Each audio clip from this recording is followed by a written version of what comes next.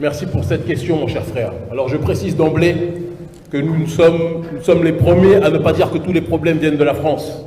Parce qu'il y a un proverbe que notre ONG répète toujours, qui est qu'une civilisation est détruite par l'extérieur uniquement si elle est rongée de l'intérieur. Il faut qu'on soit capable de le dire aussi. Il faut qu'on le précise.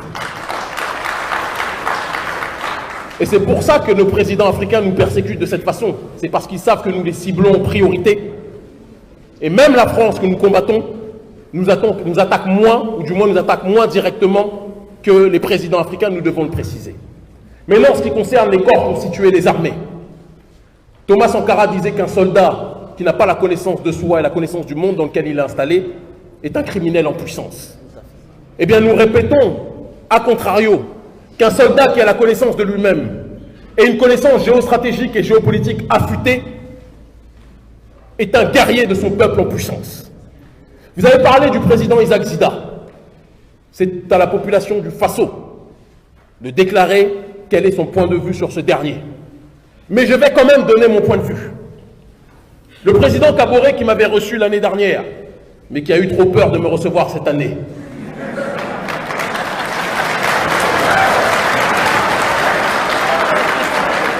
il faut le dire. L'année dernière, c'était « Ah oui, il faut que je rencontre Kémy Séba ».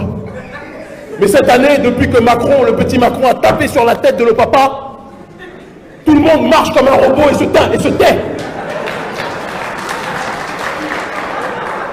Il faut qu'on puisse le dire. Et donc, M. Kaboré, vous verrez sans doute cette vidéo, je suis triste que vous puissiez être téléguidé par un petit qui a l'âge de votre fils.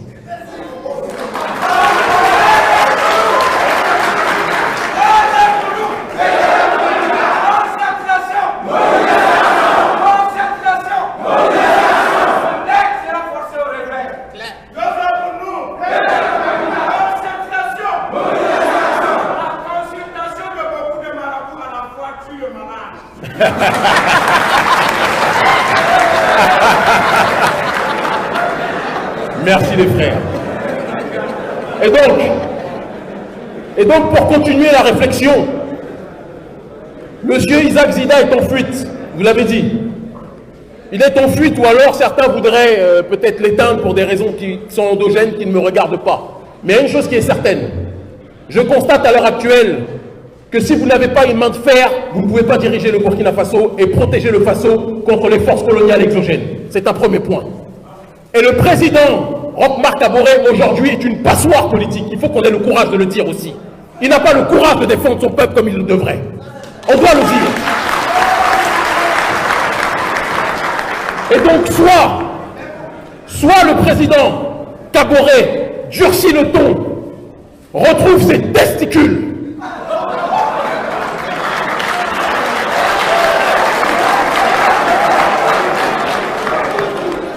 et reprend, les journalistes, n'ayez pas peur, parce que je vous vois terroriser quand je parle, vous n'allez pas perdre vos boulots, il faut dire la vérité à ces dirigeants.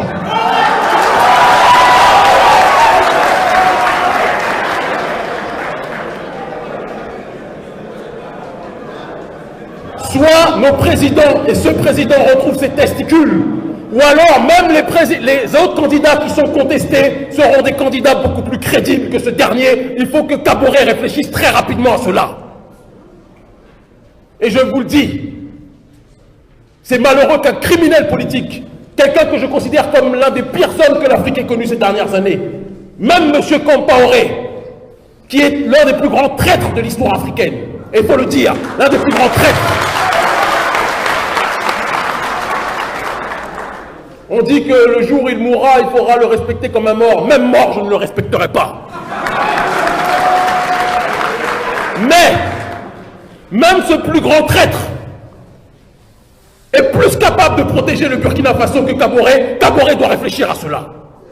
Cela signifie que Kaboré est devenu un gruyère, est devenu une passoire, et que tout le monde vient persécuter le Burkina Faso sans aucune protection, aucune, parce que celui qui est à la tête de notre État n'a pas le courage de prendre ses responsabilités. Et donc je le dis, M. Kaboré, il y a un an, vous me demandiez que nous travaillions ensemble, que nous avancions ensemble.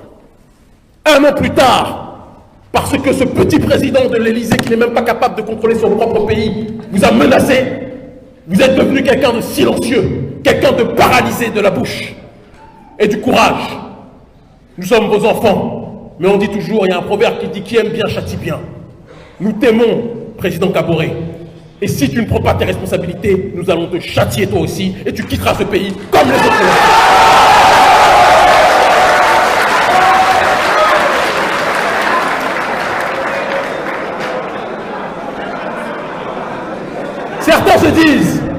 Certains se disent Kémy, fais doucement. Si tu continues comme ça, ils vont te tuer. Mais je dois vous rappeler une chose. En Afrique, la mort n'est qu'une étape. Personne ne craint la mort parmi nous. Nous sommes prêts à rejoindre nos ancêtres. Nous n'avons peur de rien. Nous sommes déjà morts aujourd'hui. Quand nous savons que nous vivons avec environ moins de 100 € par mois, moins de 100 € par mois, que nous ne sommes pas forcément capables d'avoir même 3 repas ou 2 repas par jour. Voulez-vous nous dire que nous sommes vivants? Nous sommes déjà morts. Nous sommes des survivants. Et donc rien.